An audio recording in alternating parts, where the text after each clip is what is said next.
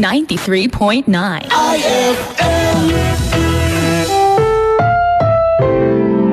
Ang programang ito ay rated SPG. I love you, honey. Striktong patnubay at gabay ng magulang ang kailangan. May premyo ka sa akin mamayang gabi. Maaaring may masiselang tema, Happy birthday, Kagawad. More power to you. Love you, man. lengguwahe, Paano masabi? Idaragtas niya ako para masigurado niyo? karahasan, Advance ako mag-isip. sexual, Ako ko ba na, dili ko ganahan ako mutupad, kay nanimaho na kuno ko. horror, Sino yung kasama mo? o droga Wag ho kayong pumasok dyan. My God, I hate drugs. na hindi angkop sa mga bata. Ang presidente ng purok na iyong masusumbungan. Tawagan mo lang idol at ikay kanyang pakikinggan. Isumbong kay Pangulong Dagong sa 93.9 IFM.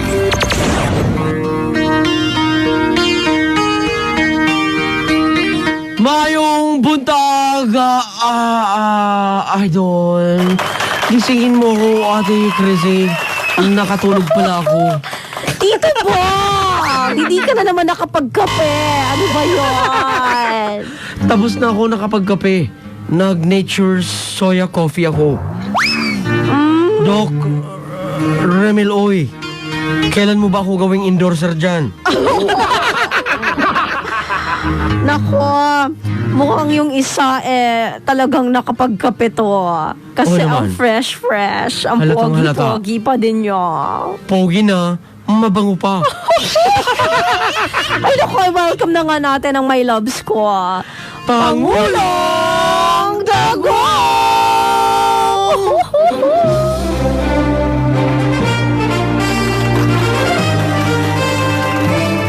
Ang lupit-lupit ng iyong music background. Parang lalabas na si Magmaman.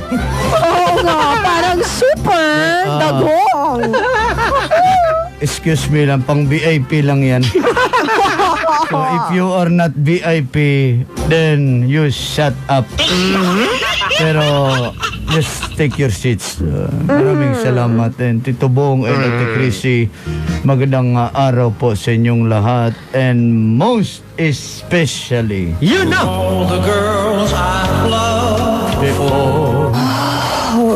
Pinangseselos mo lang sa akin yan Hindi na ako affected ngayon. That's good. Because Kasi alam ko naman. alam nyo, sa totoo lang, marami ng problema ang ating kinakaharap. But still, we're standing still and we should fight against it. Kaya, simulan na natin our sumbungan. Let's begin! Oras na mga idol para sa iba't ibang klase na inyong masumbong. Pangulong Dagong, Tito Bong at Ate Chrissy. Isumbong ko lang yung manok sa amin. Tuwing lalapit po siya at tinutuka po ang pagkain ay sinasaway ko. Ano? Lalo po kasing nagagalit ang manok ko. Ano po ba ang gagawin ko sa kanya? Mark ng Kainta. Alam mo, Ano? Mark, makinig ka. Kasi yung manok mo, Mark, gusto rin niyang magkape. Pag nagkakape ka, ikaw lang. Lapit ka doon sa kanya. Kaya bigyan mo rin ng kape ang manok mo. Kaya siya nanunok ka dahil hindi ka nagpapakape. Ayun naman Kay pala. Pangulong Dagong. Isa pang sumbong, isumbong ko lang, Tito Bong, Ate Chrissy at Pangulong Dagong, yung nagtitinda ng durian. Bakit? May bibili sana, kaso inamoy-amoy pa kasi niya. Oh. At isa-isa po, ayun, natusok ang kanyang ilong. Si Dondon po ito, ng Caloocan City. Don, alam mo, para naman konsuelo sa customer mo, bigyan mo ng isang buto. Buto Ayun. ng durian, sabihin mo, itanim mo muna sa inyo. Consuelo yan. Wala, alam mo bakit inamoy niya, Bong? Bakit? Ang durian, para sa mga hindi nakakaalam, kumakain ka ba, ma'am, ng durian? Kumakain naman, pero hindi ako humihinga. Kumakain ako noon. Kaya nga, inamoy niya because ang durian, malalaman mo, nahinog na yan. Pag inamoy mo, mabantot. Kaso, pag amoy niya, hindi na amoy, hilaw yan. Diniin pa niya, di natusok tuloy yung inom. Ginawa pa niyang barbecue. Kaya ito lang sabihin ko sa iyo, mag-ingat, maglagay ka na lang ng karatuladan doon. Pwedeng umamoy, wag lang itusok. Pero ano yan, Pangulo? Di ba may iba-ibang klase yan? May tiyan, may parang yellow-yellow yung kanyang balat. Yung durian. Hindi, yung ilong. Mabaho yan. Yung durian. Yung ilong. Hindi, pagbukas mong ganyan, merong laman yan. May pag ganyan mo, may laman-laman yan. Yung durian. Hindi, yung ilong. Yak. Di ba Yung may laging iba-ibang klase yan, Ate Chrissy? Yung, may pango, may matangos. yung ilong? Hindi, yung durian. May tinik yan. Yung durian. Yung ilong. Ginagamit yan sa pang-amoy, di ba? Yung ilong. Yung durian. Sige, amuyin mo. Bahala ka dyan. Isumbong kay Pangulong At Dagong. saka kakaiba yan, Ate Chrissy, Pangulong Dagong, pag nag-harvest ka, Bakit? kailangan mong sasaluin. Yung durian? Hindi, yung ilong. Kaya pala na flat, naapakan pala. Yung ilong. Yung durian. Alam nyo, kapag nag-i-English ako, nagdudugo palagi yun. Yung ilong? Yung durian.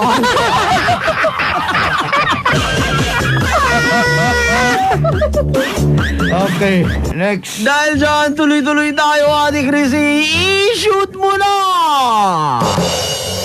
Okay, the sumbong is from Abigail Espacio ng Makati City. Tito Bong, Ate Chrissy at Pangulong Dagong, susumbong ko lang po itong nanglalandi sa anak ko. Sino yan? Kasi po, grade 5 pa lang po itong anak ko. Hoy, ginoo ko. Tapos, binigyan po siya ng cellphone ng asawa ko. At nagising po ako sa madaling araw, tunog ng tunog ang cellphone ng anak ko. Pagtingin ko po, merong nanlalandi sa anak ko. Nag-I love you na kay bata-bata pa. Ano po kaya ang gagawin ko? Alam mo, bawiin niyo muna yung cellphone na yan. True. Yung ganyang edad, grade 5, I don't think they are capable of handling cell phones. You will give it to them pag sila ay responsible enough na. As for the meantime, bata pa yan, ma'am, baka ano-ano yung makikita nila lalo na sa social media. Diba? Kung ano ang napanood ng bata ay magiging tama. Anong ginagawa ng matanda, magiging tama sa mata ng bata. Yes. Mag-ingat po kayo. Next. Isumbong kay Pangulong Dagong. Isa bang sumbong, Ate Chrissy, sabay-sabay nating sasagutin mula naman sa iyong Facebook Live. Shoot mo na! Okay. The sumbong is from Rebel Aris. Pangulong Dagong, Tito Bong and Ate Chrissy, isusumbong ko lang po dito si Icheng sa vulcanizing ng Antipolo. Bakit? Lagi na lang nagluluto. At saka ang ingay-ingay ng radyo nyo dito. Ano po kaya ang gagawin ko? Okay lang pag maingay ang radyo basta IFM. Oo nga. Pag hindi IFM, shut it down. Isumbong kay Pangulong Dagong. Isa pang sumbong, dito naman tayo sa ating text line. At ang sabi dito ngayon, hello Tito Bong, Pangulong Dagong at Ate Chrissy. Isumbong ko lang ang aking pinakamamahal na kapitbahay. Hindi po kasi ako makadaan kapag may pinapabili sa akin dahil nakaharang po sila sa daan namin. Nagchichismisan na parabang new normal na lang. Ano po ba ang dapat naming gawin sa mga chismosang ito para makadaan ako? Si Risa po ito ng Montalban, Rizal. Risa, I would suggest maggawa kayo ng overpass sa lugar nyo para sa ilalim yung chismosa, pero it will cost you a lot.